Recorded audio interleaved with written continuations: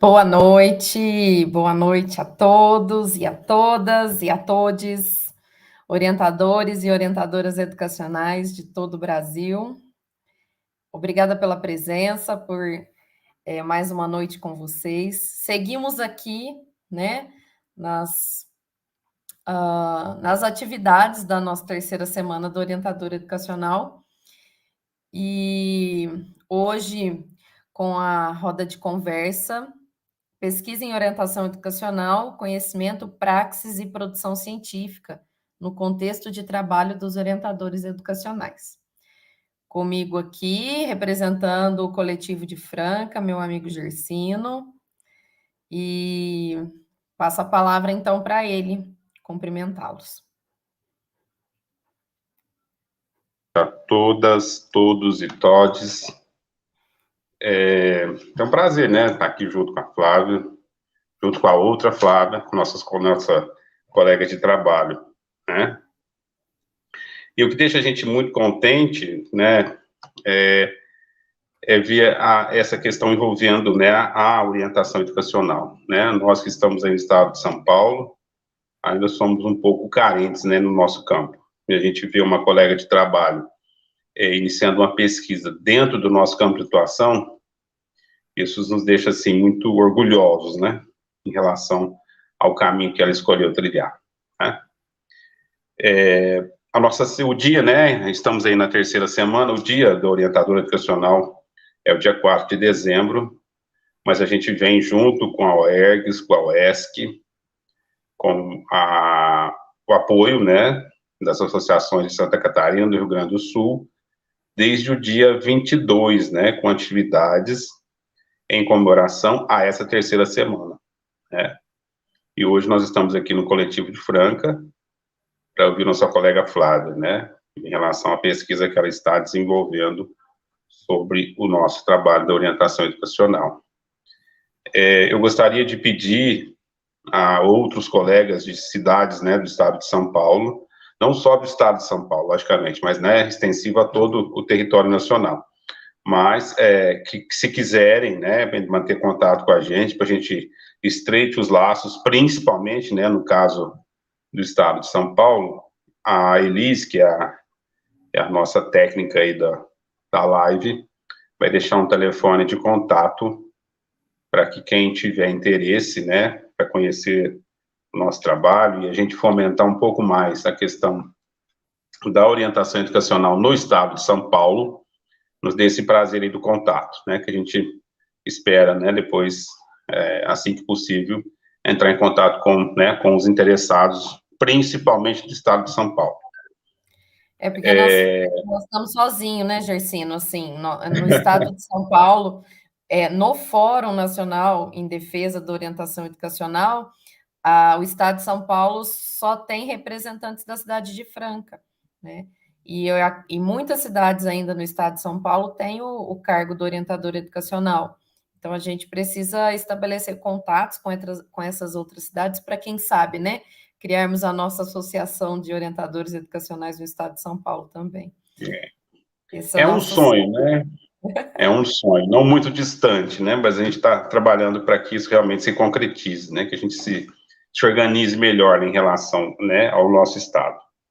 E hoje, depois ela vai se apresentar, mas, Flávia, seja bem-vinda, né?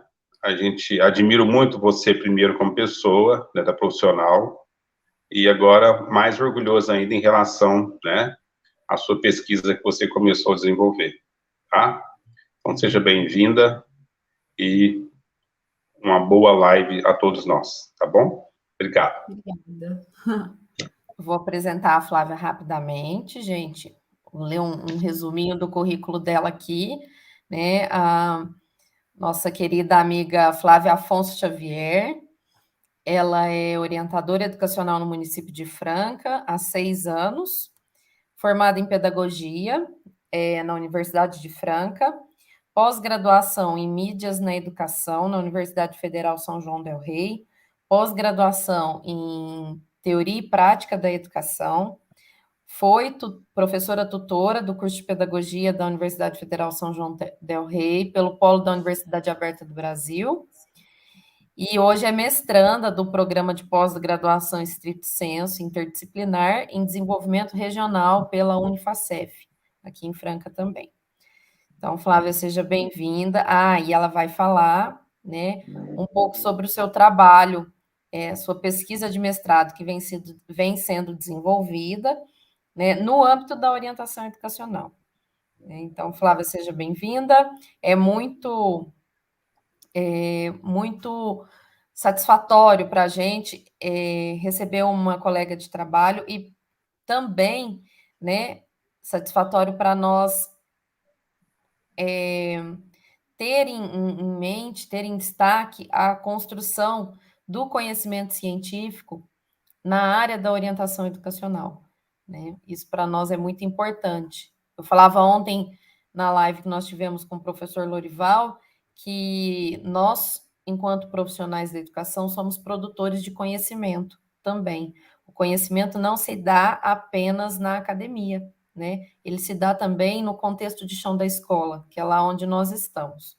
E nessa semana, né, onde nós estamos vendo aí efeitos estrondosos dos cortes que foram feitos no MEC, né, onde pesquisadores não receberão o pagamento de sua bolsa esse mês, pelo menos por enquanto, né, nós estamos aí pressionando, né, e ao lado, claro, dos bolsistas, da CAPES, dos residentes, que estão sem receber o seu salário, porque bolsa é salário, já que pesquisa é trabalho, né? É trabalho intelectual. Então, nós estamos ao lado desses nossos colegas pesquisadores na luta pela defesa do pagamento do seu salário esse mês, né? E nós esperamos que isso se resolva o mais breve possível, porque a pesquisa científica no Brasil, ela é dedicação exclusiva. E se a gente não, se esses pesquisadores não forem reconhecidos, né, e se um país não investe na sua produção científica, pouco a gente pode esperar do futuro, né, do nosso futuro. Então, é um prazer recebê-la aqui para falar um pouco da sua pesquisa, e a gente vai ouvi-la com bastante atenção, com bastante carinho, e depois vamos aí fazer alguns dos nossos comentários também. Certo. Boa noite, gente. É um prazer estar aqui. Obrigada, Flávia Gersino, pelo convite. Né? Me senti muito honrada, né, por esses meus colegas de trabalho, colegas de profissão, colega de vida, né, para estar aqui essa noite. Eu fiquei pensando como iniciar essa live e eu gostaria de apresentar uma parte de mim, além, é lógico, né, do meu currículo de formação e tudo mais. Mas eu gostaria de começar apresentando a Flávia de uma forma diferente. A Flávia Afonso Xavier, né? A Flávia é filha de duas pessoas que não têm estudo. A minha mãe e meu pai não têm estudo, eles estudaram até o 2º ano, né? Eles são do chão de fábrica, né? E eles não tiveram oportunidade de estudar na vida. Mas quando eu sou muito grata porque eles têm a visão que a educação é que faz a diferença. E eles falaram o seguinte, que eles não estudaram, mas que os filhos deles deveriam estudar. E tanto eu quanto os meus irmãos hoje somos formados, né? Tendo um pai e uma mãe com pouquíssimo conhecimento, como eu disse, do chão da fábrica, né? Não são os donos da fábrica, mas com muita dificuldade, meu pai e minha mãe formou nós 3. Então, eu sou a filha do Antônio e da Oneide, né? Que trabalharam numa fábrica de sapato, que colaram muita peça para me formar. Hoje eu também sou a mãe do Pedro Antônio, eu sou a esposa do Juliano e eu sou a Flávia Mulher, né? Mulher negra, hoje assumida, né? E eu gostaria de começar com essa fala, porque falar de qualidade de educação, a gente primeiramente precisa se conhecer. Então, eu gostaria de começar dessa forma, né? Me apresentando enquanto pessoa, a minha origem, o meu ser enquanto pessoa. né? E aí, para falar sobre essa prática, sobre esse conhecimento científico, sobre essa produção, eu gostaria de pedir para colocar os slides, por favor, para a gente começar. E aí, essa semana, né, eu quero desejar parabéns também aos meus amigos, e eu gostaria de começar falando sobre educação de qualidade, né? Pode passar o primeiro slide. Eu trouxe a questão dos ODS, né, que a ONU coloca dessa agenda sustentável. Dos 17 ODS, todos nós sabemos que o quarto é educação de qualidade. Se a gente for entender, né, o que fala, muitos cientistas, muitos estudiosos têm falado que os ODS, ele é um caminho para que todos nós conseguimos viver o presente, né? Os ODS falam exatamente isso, mas pensar no futuro. Mas que futuro? Que educação de qualidade é essa? E aí eu trouxe o quarto ODS, que é exatamente isso, uma educação de qualidade, para que todos tenham acesso à educação de forma inclusiva, de qualidade, de forma igual, com oportunidades de aprendizagens ao longo do tempo. E aí a gente pega as metas que o nosso país estabeleceu como sendo importantes para que a gente atinja essa educação de qualidade. E aí eu peguei exatamente a meta 4 que o nosso país colocou, está no site do IPEA. E o que é engraçado, o que é importante a gente saber é que exatamente nessa meta não houve nenhuma modificação. O Brasil pegou exatamente a íntegra dessa meta que a ONU nos propôs, né, dos Objetivos do Desenvolvimento Sustentável no item Educação de Qualidade e colocou na íntegra para o nosso país. E aí fala o seguinte, a meta 4 fala o seguinte, das Nações Unidas, até 2030, garantir que todos os alunos adquiram conhecimentos e habilidades necessárias para promover um desenvolvimento sustentável, inclusive entre outros meios de educação, para o desenvolvimento sustentável, estilo de vida sustentáveis, direitos humanos, igualdade de gênero, promoção da cultura da paz e não violência, cidadania global, valorização da cultura e a da contribuição da cultura para o desenvolvimento sustentável. E aí, como o Brasil pegou na íntegra as demais metas, o Brasil colocou outros quesitos, outras questões que a gente já chegou em relação a outros países. Mas nesse quesito, o Brasil pegou exatamente isso. E é isso que eu quero chamar a atenção de vocês, para os direitos humanos, igualdade de gênero, promoção de uma cultura de paz e não violenta, de uma cidadania, de valorização da cultura e da contribuição dessa cultura dentro das nossas escolas. E como que a gente pode trazer isso para dentro da nossa cultura, dentro do nosso trabalho de orientação educacional? E é isso que eu quero discutir com vocês. Dentro do nosso trabalho de orientadores, que estamos no chão da escola, que estamos vivendo N situações, mas que passa por... E nós precisamos viver essa cultura de paz, essa situação não violenta, valorizar a nossa cultura e ter um espaço de viver cidadania. Como que nós podemos fazer? Né? Pode passar o próximo slide, por favor. E aí eu entro lá nas competências socioemocionais da BNCC, que também contribui e que nós precisamos, enquanto orientadores educacionais, olhar para elas, para que a gente consiga viver lá a educação de qualidade em que a gente traz os ODS. Então, seria a autoconsciência de si, a autogestão, conhecimento social, habilidades de relacionamento, a tomada de decisões responsáveis.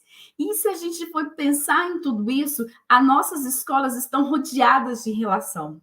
Tudo é relação na nossa escola. Aluno, professor, os inspetores e tudo mais. E aí a gente está com todas essas situações e como gerenciar tudo isso? Como que a gente pode estar trazendo essa autoconsciência, essa autogestão, esse conhecimento social, essa vivência social?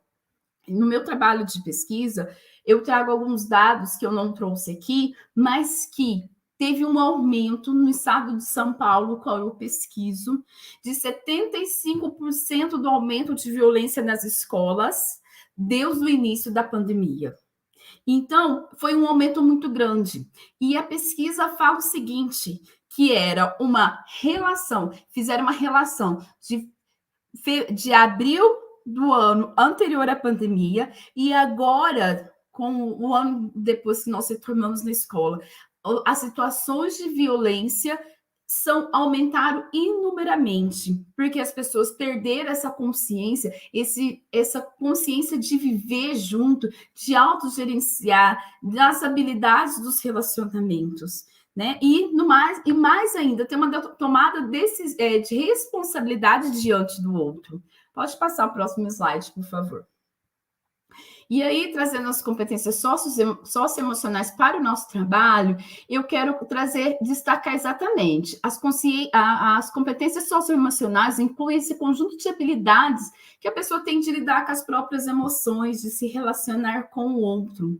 E relacionar com o outro é muito complicado, né? Todos nós sabemos, cada um tem um jeito, cada um tem uma visão, cada um tem uma família, uma estrutura, cada um foi criado de uma forma e tudo. A porta de entrada é a escola. A porta de entrada para todas essas relações, de diferentes formas, de diferentes jeitos, é a escola. E aí, como a gente viver essas competências, essa forma de aprender a aprender, mas aprender a conviver e aprender a trabalhar junto e aprender a ser, pode ser ampliado nas relações das escolas. E é isso que o meu trabalho vai trazer, né? E aí eu vou pedir para passar o próximo slide, por favor. O que motivou esse meu trabalho, né?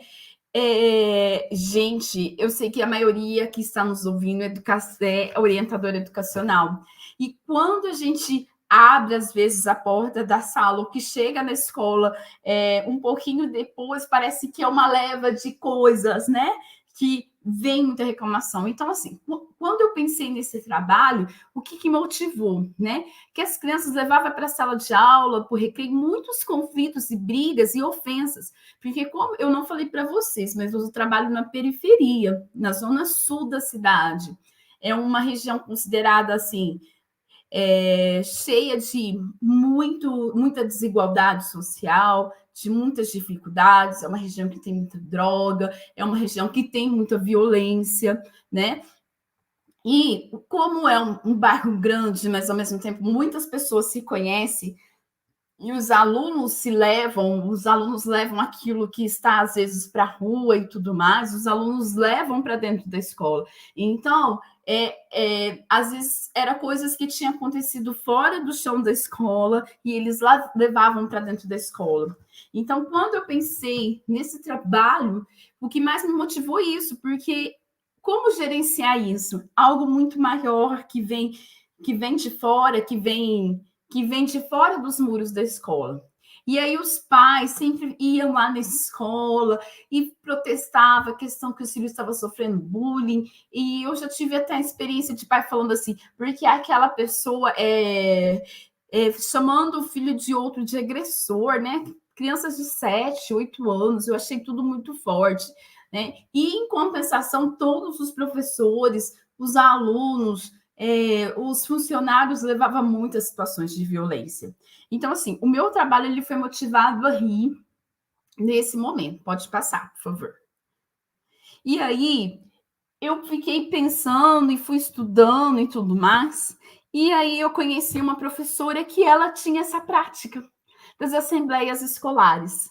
E aí, eu fui ler, eu fui estudar em cima disso, eu fui pesquisar. E aí, eu fui criando as nossas formas, a forma daquela escola quando eu pensei nesse projeto. Hoje eu não estou na mesma escola, mas continuo na Zona Sul, numa escola que também tem vários problemas. E aí a gente começou a trabalhar as assembleias escolares, como forma de trabalhar todas as dificuldades de relacionamento que a gente tem dentro da escola. Então, como que a gente começava? Como que a gente iniciava? A gente tinha uma explicação para os alunos do que era uma assembleia, a gente tinha os combinados, as regras, né? Cada um tinha a sua vez de falar, eu falo o que eu sinto e não acuso, e isso é uma grande diferença.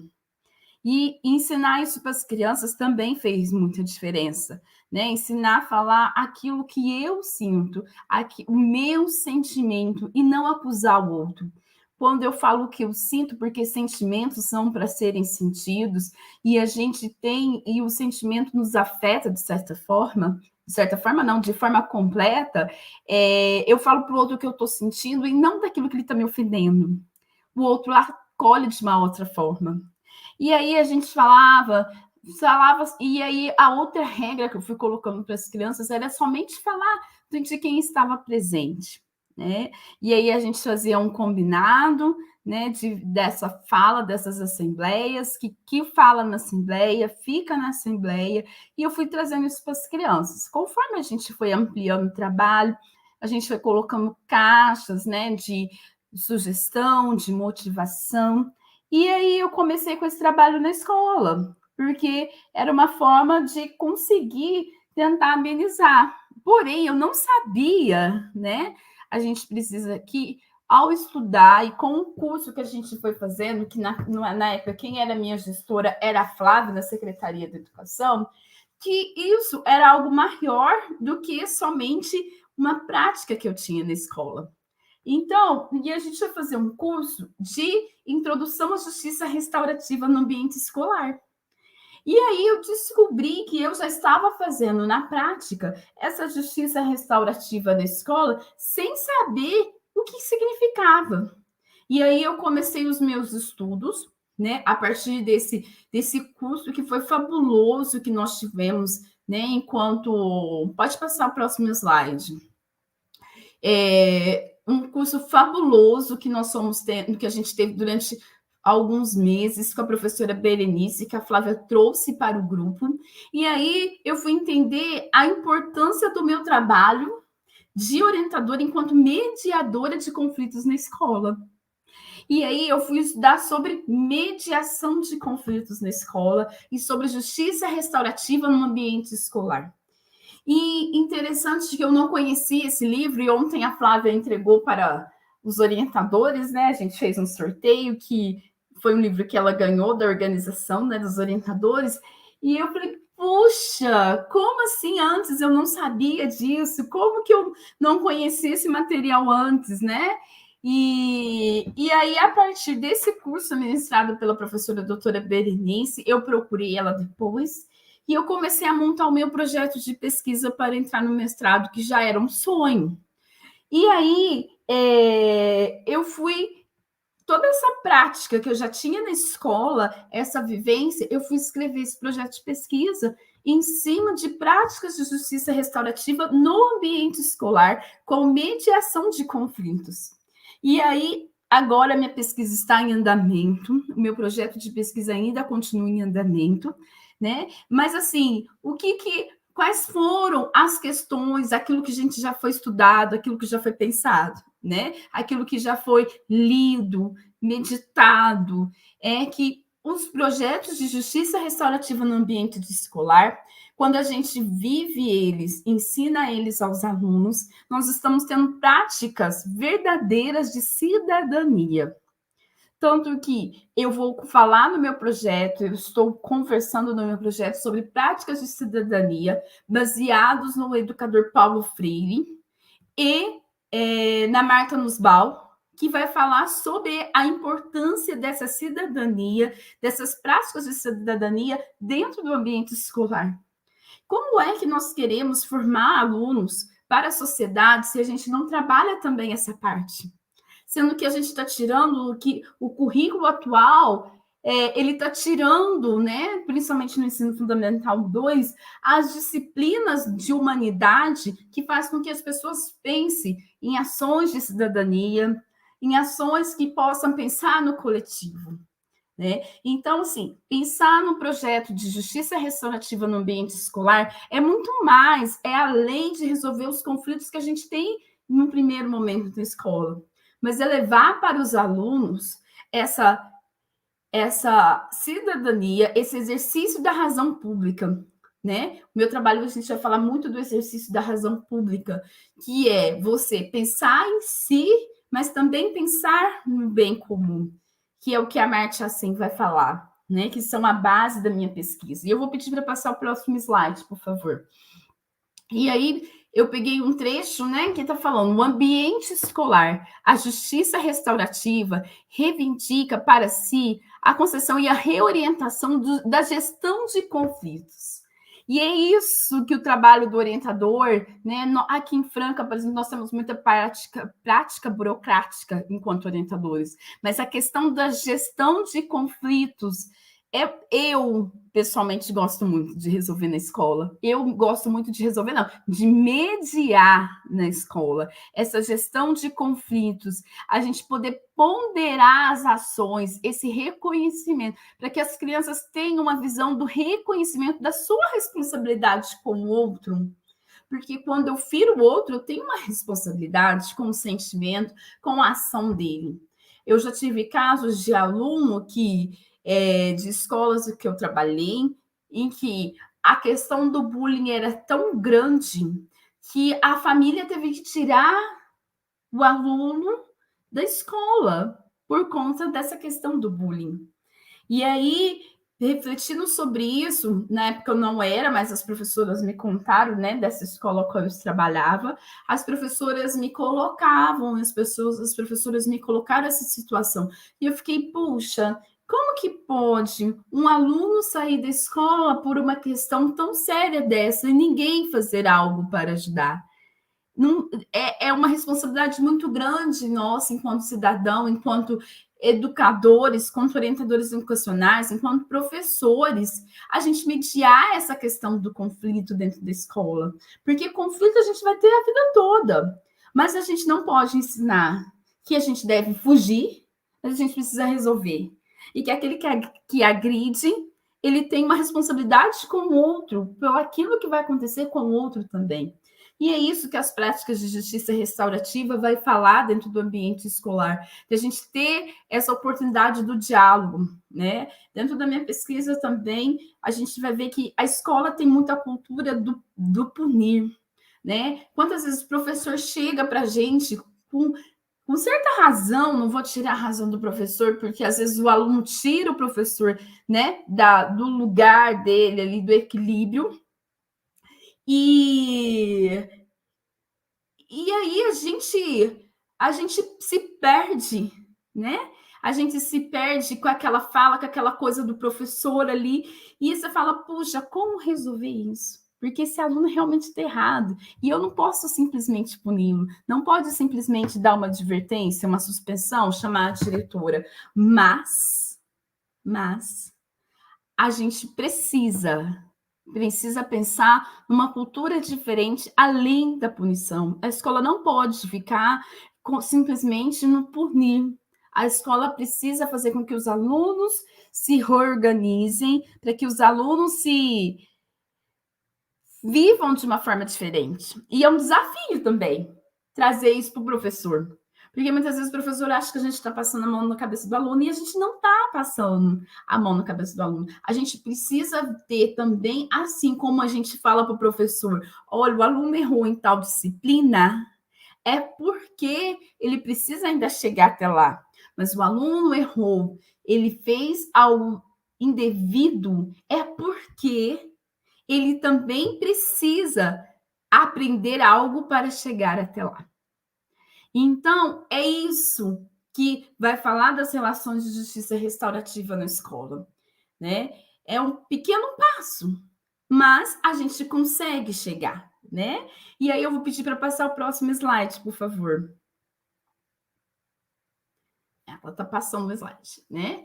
E aí a gente vai ver, né, que a introdução da justiça restaurativa no conceito educacional é particularmente fecunda na elaboração de um projeto engajado na formação do sujeito, apto a exercer ativamente a cidadania, sobretudo no cerne da resolução de conflitos. Ela se defronta com inúmeras ambiguidades nesse locus, pois, sendo a escola uma instituição social, os problemas instalados na sociedade também se processam no interior e se manifestam cotidianamente nas formas de violência e de exclusão. E quantas vezes, igual eu falei para vocês, um aluno sai da escola por causa de bullying, um aluno sai da escola por falas atravessadas na escola. A gente precisa mudar essa cultura, e eu acredito nisso. A gente precisa mudar essa cultura do falar, cultura do punir. A gente precisa trazer para dentro da escola relações saudáveis. Porque a nossa sociedade está doente e a gente precisa trazer para a escola essas relações saudáveis. E como que a gente faz isso? Através do diálogo. As nossas escolas não podem ser como antigamente, em que o aluno recebe, o professor fala, em que o aluno está sentindo algo e ele não tem espaço. Mas é uma relação de diálogo, de convivência, de relações. E essas relações, mesmo que sendo machucadas, elas precisam se tornar relações mais saudáveis. Mesmo que haja dor, essa dor precisa ser conversada, precisa ser falada. E com o meu projeto de pesquisa, por favor, passe o próximo slide.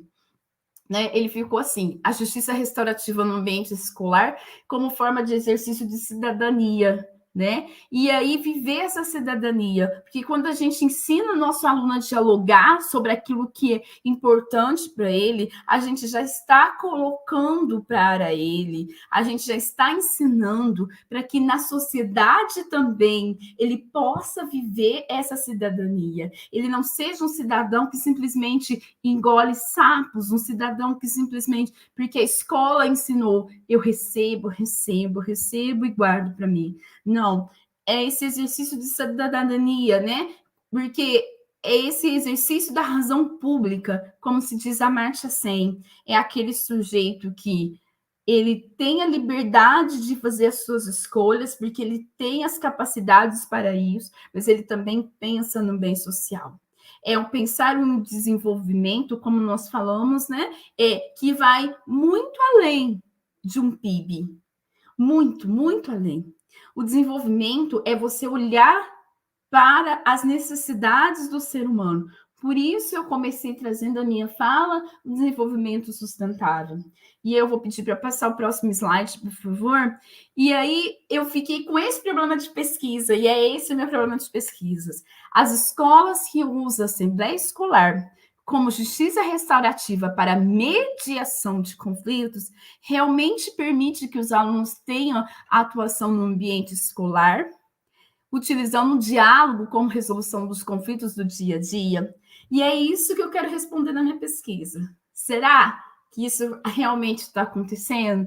As escolas que usam, né? E para fazer um adentro, né, eu terminei recentemente a parte prática da minha pesquisa e um dos alunos falou assim: Flávia, aqui é como se fosse um psicólogo, mas no coletivo, porque a gente pode falar de tudo, né? E depois a gente sabe que não sai daqui. E depois aqui a gente resolve a nossa vida e depois a gente estuda com alegria, né? Então essa foi uma das falas que eu mais amei, né? No fim da minha pesquisa, quando eu fui finalizar, porque eu já estou na parte de escrita final do meu projeto, né? Já não é mais um projeto de pesquisa, mas é uma pesquisa. E um dos alunos falou isso. Isso me deixou muito feliz, né? É lógico, tem falhas, muitos erros. Como eu disse para vocês, um dos grandes desafios é fazer com que o professor da sala de aula entenda que mesmo que aquele aluno não esteja dentro do convívio social, daquilo que é esperado, ele não pode ser negligenciado, ele precisa ser ouvido e a gente precisa ter uma atuação junta e coletiva e fazer com que os alunos, nos conflitos que acontecem dentro da escola entre eles, precisa ser resolvido, né? Nós não podemos levar outras coisas. Então, é essa comunicação não violenta, é essa comunicação passiva no sentido de eu ouço, você me ouve, eu te escuto, nós resolvemos, o diálogo repassa as nossas situações e a gente resolve. E a escola se torna um ambiente melhor, né? Porque a escola já tem vários desafios. Aprender não é fácil, mas se a gente aprende com relações mais saudáveis, com vivências de paz dentro da escola, as coisas ficam mais tranquilas, né? Então, assim, pretendo um dia, se vocês me chamarem novamente, de trazer os resultados finais da minha pesquisa científica aqui, mas é isso. E Deus já agradeço a oportunidade, por favor, passe o próximo slide, né? Aí está as referências, se alguém quiser ver, ler ou quiser, me procure no meu e-mail, né? Responderei. Pode, por favor, passar o próximo, né? Que aí eu estou agradecendo vocês. Aí está o meu e-mail pessoal, né? Como eu faço parte do município, aí o município, né? O símbolo do município também estou aqui, e a universidade a qual eu estou atualmente atuando lá, né? Como programa do mestrado, que eu estou como pesquisadora Univacef. Muito obrigada, viu, pessoal?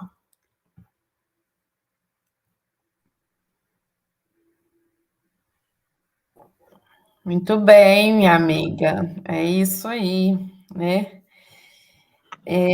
Trabalho, estudo, reflexão, pesquisa, teoria, prática, praxis, né? Nós estamos, esse é o nosso universo de trabalho. E que bom que assim é, né? Que é dinâmico, é desafiador, né? São relações permeadas por seres humanos, e seres humanos em conjunto têm conflitos, né? E nós precisamos saber gerenciá-los, né? E mediar essas resoluções de conflitos aí.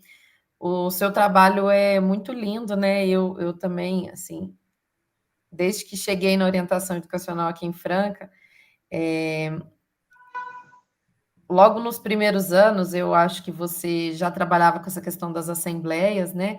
E eu vi uma vez a sua apresentação e pensei, né, que era um trabalho muito bacana, que precisava ganhar um status assim mais de investigação científica, né? Você está fazendo isso agora e a gente está muito feliz.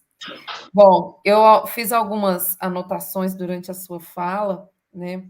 Primeiro, eu quero esclarecer, assim, você comentou, né, do curso de mediação de conflitos que nós tivemos com a professora Berenice, e a professora Berenice, ela oferece curso de mediação de conflitos na Sejusc, no Tribunal de Justiça aqui em Franca, né? E é uma parceiraça nossa, e muita gratidão, né, por ela ter levado ao grupo de orientadores educacionais no ano de 2020, 2020, início de 2021, essa formação, né? Eu fiquei pensando assim, trabalhar as assembleias escolares, né, como você trouxe aqui, é ensinar, contribuir e é também celebrar a democracia, assim como dizia Lorival ontem na nossa live, né? Porque quando você traz essa questão, né, de ensinar para as crianças o que é uma assembleia, o poder, né, de resolução dos conflitos nessas assembleias, né? E isso é ensinar o aluno a se posicionar como cidadão, ensinar ele a democracia, a cidadania. Isso casa perfeitamente com um dos motivos que o Lorival trouxe ontem, que a orientação tem a comemorar, porque os orientadores educacionais contribuem com o exercício democrático, né, dentro das escolas. Te falar, Flávia, que a gente não teve muito tempo para conversar essas últimas semanas, né, porque todo mundo aqui sabe o que é a rotina escolar durante as últimas semanas do ano letivo, mas, enfim, houve o lançamento da revista do Distrito Federal, que é a revista, né, que eu até falei ontem aqui, que chama assim, ó.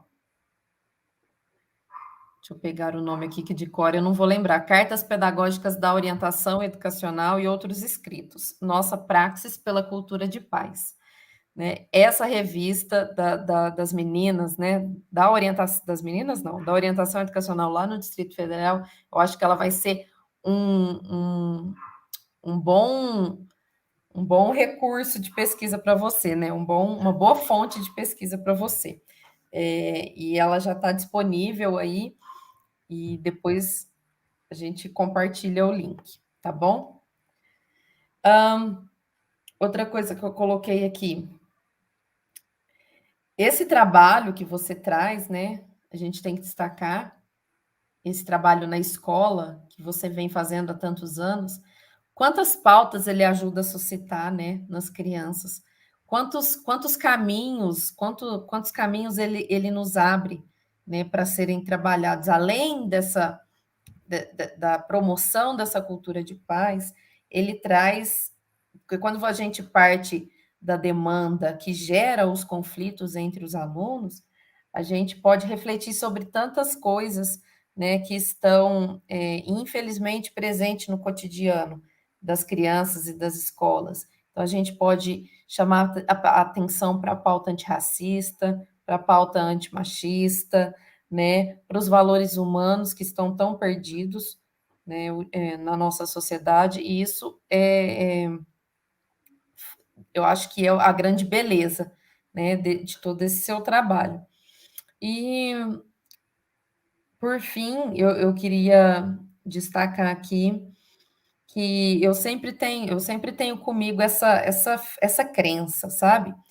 De que a escola precisa ser, antes de tudo, antes até de ser um ambiente de transferência, de transmissão do conhecimento, né? De um ambiente onde se estuda, se aprende, mas eu acho que, antes de tudo, ela precisa ser acolhedora, né? Eu vejo que a escola, ela precisa ser acolhedora.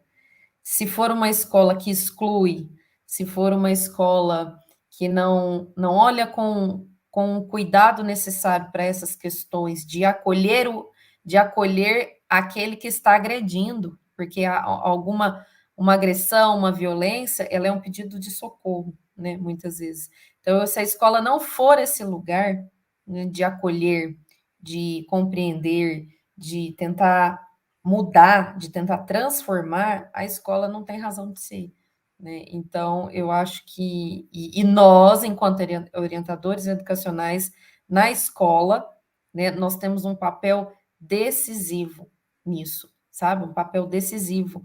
E é por isso que a gente levanta a bandeira de que escola de qualidade tem orientador educacional, né? A existência do orientador educacional, a gente defende a existência do orientador educacional em todas as escolas do Brasil, em todos os níveis de ensino, escolas da rede particular, da rede pública, né? Tudo isso. Então, eu fico, assim, muito contente de saber que o seu trabalho vai ao encontro dessa minha crença, né? Que eu acho que é isso que nos move. E é uma característica, e eu falo com certeza que essa é uma característica do grupo de orientadores educacionais na cidade de Franca. Essa postura de acolhimento, né? E eu por isso que eu sou muito satisfeita com a profissão que eu escolhi, com a profissão que eu exerço e com o grupo que eu faço parte, né? Gersino, quer falar alguma coisa? Flávia, durante a sua fala, a gente fica, assim, lisonjeado, porque, primeiro, o que é positivo, né? O que é muito positivo? Você está no chão da escola, você está dentro da escola, né? Então, quando você parte para a sua pesquisa, que você abre, né, o campo e tudo mais, o seu campo de visão, o resultado, até já antecipadamente faço o convite, né, para você, que quando, independente da próxima semana, né, que estamos aí um pouco distantes ainda, mas assim que você conseguir finalizar, né, você traga para a gente vai abrir uma outra live. Eu acho que isso precisa muito, muito, muito ser colocado para os outros orientadores educacionais, né? Porque a questão de você estar no chão da escola, de você estar ali na vivência do dia a dia, corrigindo erros, né? Bom, aqui não deu certo, vamos por esse caminho, vamos tentar por aqui. Isso é muito maduro, né? Eu acho que é muito saudável, né? Durante a sua fala, eu prestei atenção em relação a alguns pontos, né, que eu acho que são importantes no caso do trabalho do orientador educacional, né? Lá em 2020, quando a Flávia era nossa formadora, né, na Secretaria Municipal, a questão de trazer para a gente a questão da justiça restaurativa, né,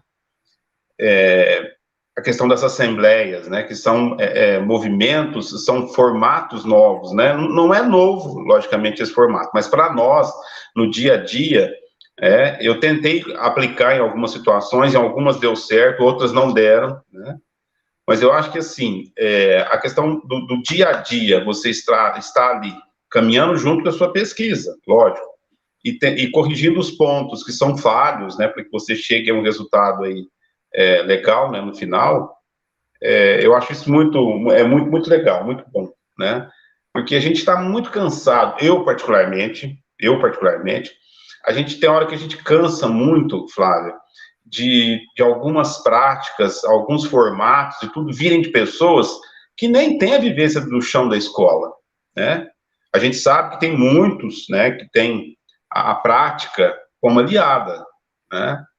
Então, quando a gente, né, ouve lá nas nossas carteiras, lá da faculdade, na nossa formação, que a gente aprendeu muito, né? Eu tinha um professor de didática e organização que ele falava muito. Eu falei, a partir do momento que você conseguir aliar a sua prática, a sua fala, você está no caminho certo, né? Então, assim, cometemos erros, estamos ali no nosso dia a dia, temos ali a maturidade, né, para falar, não, puxa vida, não deu aqui, vamos tentar por aqui, né? Então, eu acho que isso não é fácil, né? Mas nos dá, assim, uma visão um pouco mais completa, né, do que, às vezes, de quem não tem a vivência do chão da escola, né, em colocar práticas, né, que, às vezes, a gente ainda não tem o resultado, ainda sabendo se realmente dá certo ou não dá. A gente está cansado de ser laboratório, né? Isso cansa, né? Então, assim, primeiro te parabenizar, né? Muito feliz, né, com esse caminho que você escolheu. Não é fácil, eu não sei como você está conseguindo, né, conciliar. Espero que consiga, né, tenha fôlego, porque mãe, esposa, profissional e agora pesquisadora, né? Isso nos deixa muito orgulhoso, tá? E outra coisa, Flávia, em relação ao seu caminho, né, que você escolheu para sua pesquisa, né? A Flávia falou da importância, né, da figura do profissional da orientação educacional dentro da escola. Esses dias, até conversando no nosso grupo, no Grupo Nacional, falávamos a respeito, Flávia, de que o Estado de São Paulo, nas escolas estaduais, existe a figura, né, entre aspas, né, do professor mediador. Então, assim, eu vivo também o chão, né, da escola estadual, e a gente sabe que são pessoas que, com toda a boa vontade que têm, né, estão muito longe ainda de ser o trabalho da orientação educacional, né. E quando a gente fala, né, que uma escola de qualidade, concordo com a Flávia, né, quando a gente fala da escola de qualidade, precisa realmente da figura, né, do profissional, nem da figura, perdão, do profissional orientador educacional, a gente sabe da importância que tem, né, isso para a escola. A escola caminha um pouco melhor, né? Quando não tem, fica difícil, né? Porque a gente fala, na escola nós somos para-raios, né? Tudo vem para a orientação educacional. Então, nós temos que ter ali, realmente, o feeling, né, em algumas situações, que o raciocínio e a decisão tem que ser muito rápida. Isso exige da gente muito, né? E eu gostaria de ouvir de você, Flávia, qual o resultado que você conseguiu em relação na mediação de conflitos. Porque essa é uma parte, assim, que eu acho que grande parte de nós orientadores, a gente se depara com isso, né, durante todo o nosso dia de trabalho, né, é o que a gente mais faz, né. Como é que foi sua experiência dentro do olhar da sua pesquisa, né, para você colocar isso no seu ambiente do dia a dia? Como foi? Gersino, eu posso sim. Como a minha pesquisa está em andamento, né, eu ainda preciso trazer os dados concretos aqui, né? A minha pesquisa... Você está convidada, hein? Eu te falei que está convidada já. A minha pesquisa, para falar, né, uma linguagem mais assim, ela é uma pesquisa qualitativa, né, com uma configuração de etnografia escolar. O que é isso, né? É falar do ambiente escolar, né, e sobre os processos. E o mais importante nessa questão etnográfica é, além do resultado final, mas o processo de todos os envolvidos. Por isso que é tão complexo escrever sobre isso, porque são relações humanas dentro da escola. Mas eu posso te falar de experiências concretas também, que eu já vivi, né, na escola, né, vivendo essa questão da justiça restaurativa. Então, por exemplo, eu vou falar uma escola, né, das quais eu já trabalhei, né, quando eu comecei com esse projeto, eu tive um grande desafio, né, porque eu estava numa escola que menino de 4º ano, ele já era aviãozinho, menino que já tinha ido para a Fundação Casa do 5º ano, crianças com muito índice de agressividade, né? É uma das escolas mais difíceis que tem lá na periferia, na Zona Sul, que a gente sabe qual que é, né? Não vou falar aqui.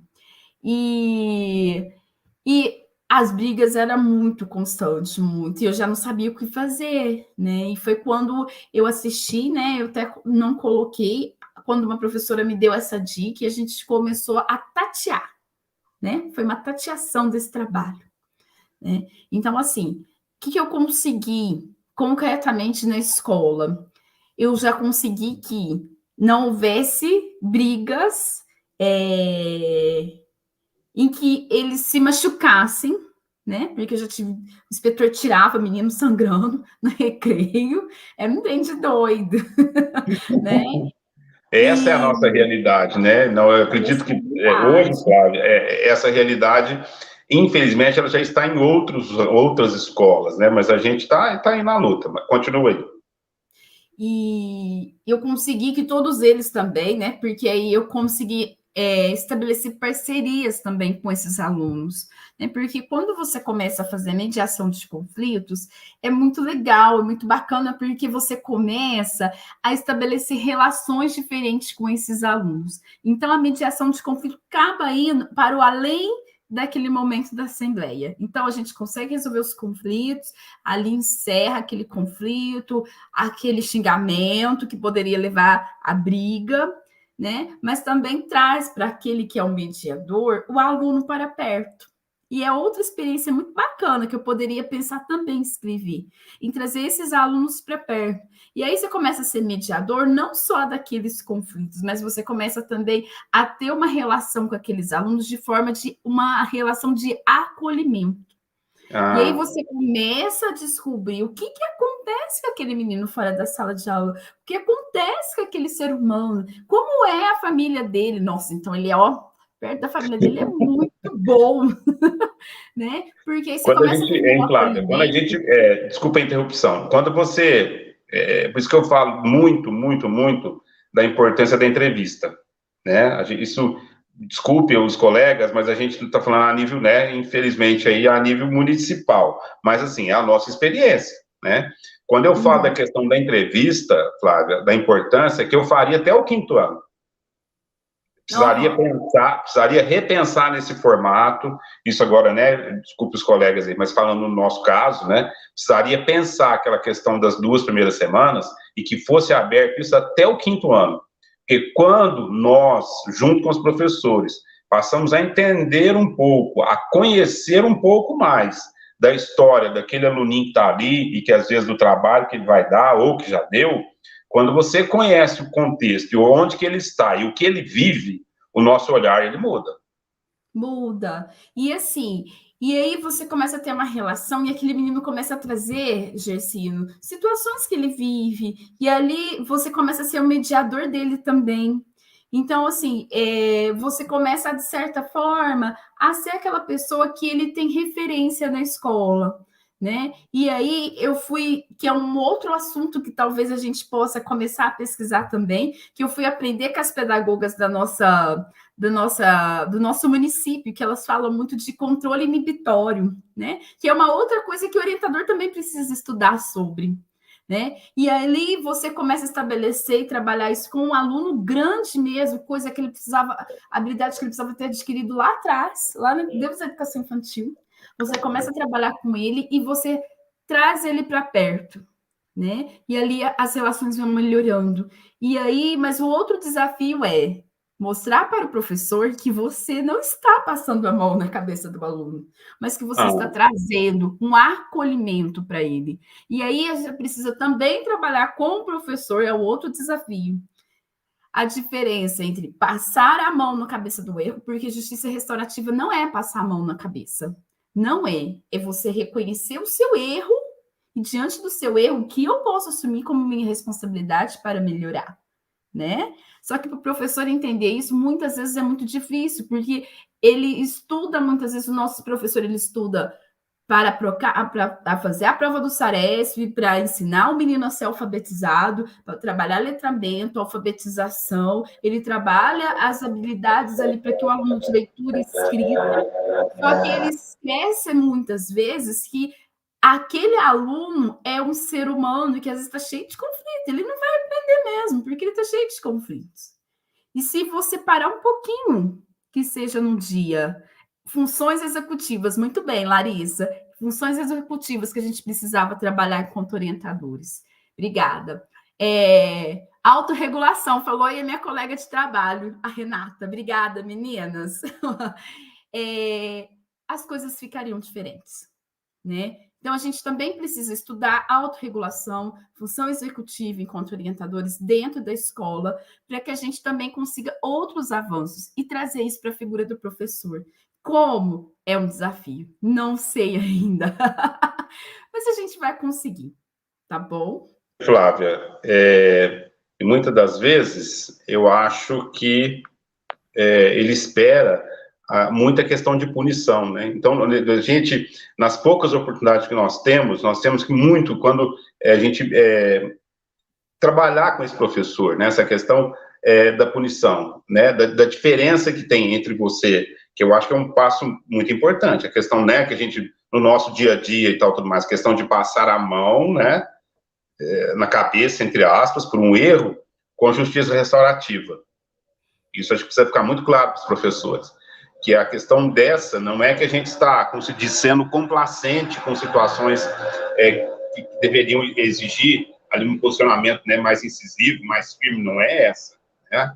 Mas de que você vai trabalhar trazendo esse aluno para o seu lado, né, que é o primeiro passo, entendendo o contexto dele, para que você possa começar aí a tentar mudar um pouco a rotina dessa criança, desse aluno, né? Para que você possa realmente intervir. Eu acho que o caminho está aí, né? Tá certo.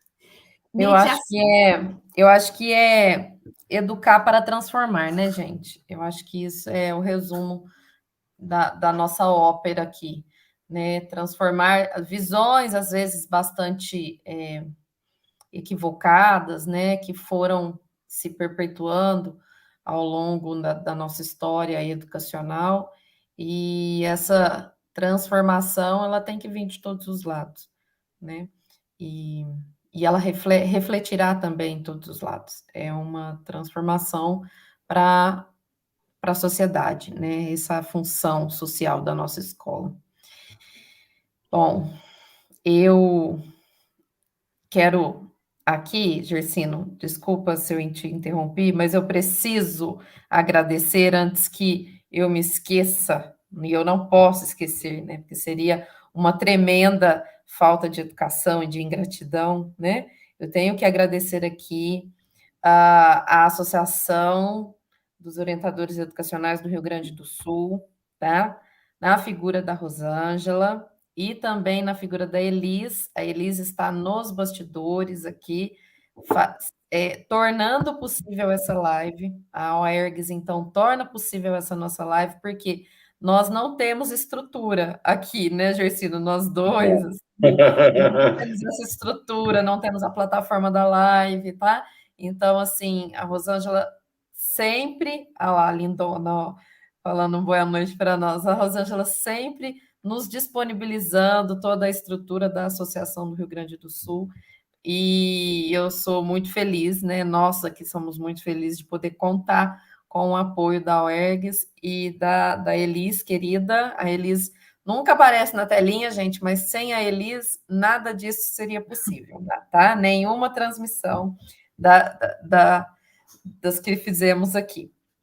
E então é isso, agradecer também aos colegas que estão assistindo, ninguém solta a mão de ninguém, é isso mesmo.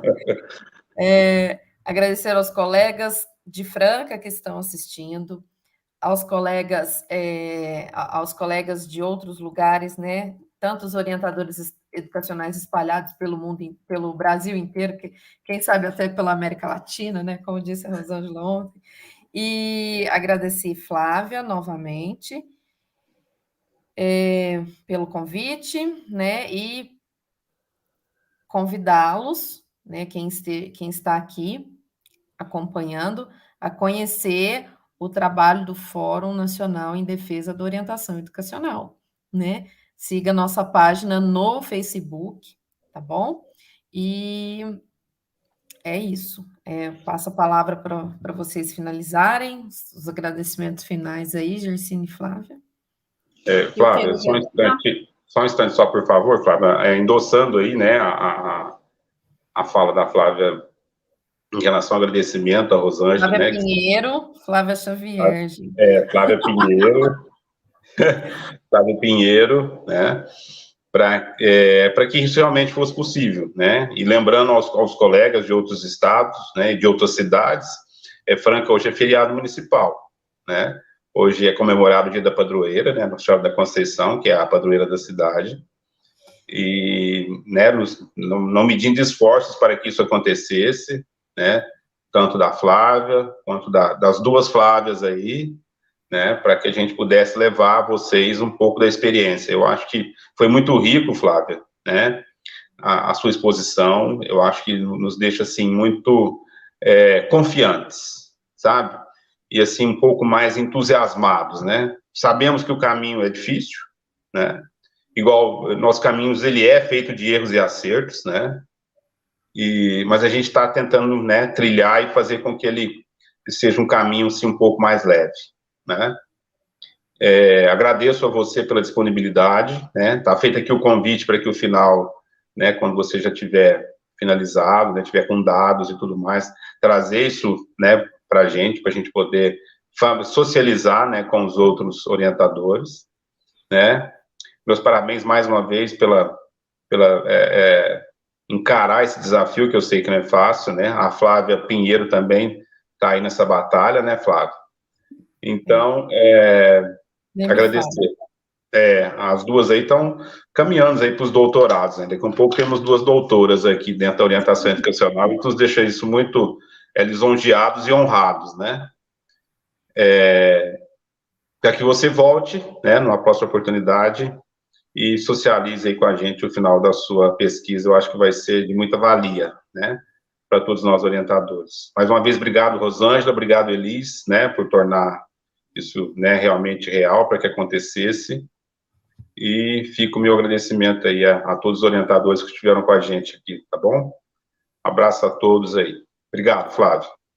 Obrigado, Flávio. Eu agradeço a oportunidade. Obrigada, viu, Gersino, Flávia Pinheiro, a Flávia Xavier agradece também a oportunidade de falar aqui nesse espaço, um espaço que para mim também é importante. Semana passada, né, você falou da Rosângela, e tudo mais. Eu aprendi muitas coisas essa semana ouvindo as lives, às vezes não em tempo real, né?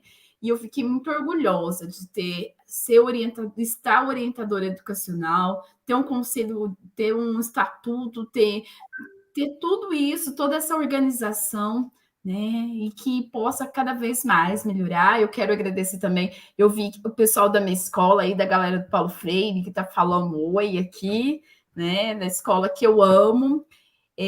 Agradecer a minha família, que eu também vi que está aqui. Quero agradecer todo mundo, sabe? E agradecer os meus colegas de trabalho, né? Porque muitas das nossas dores, das nossas dificuldades, fulano, você pode me ajudar?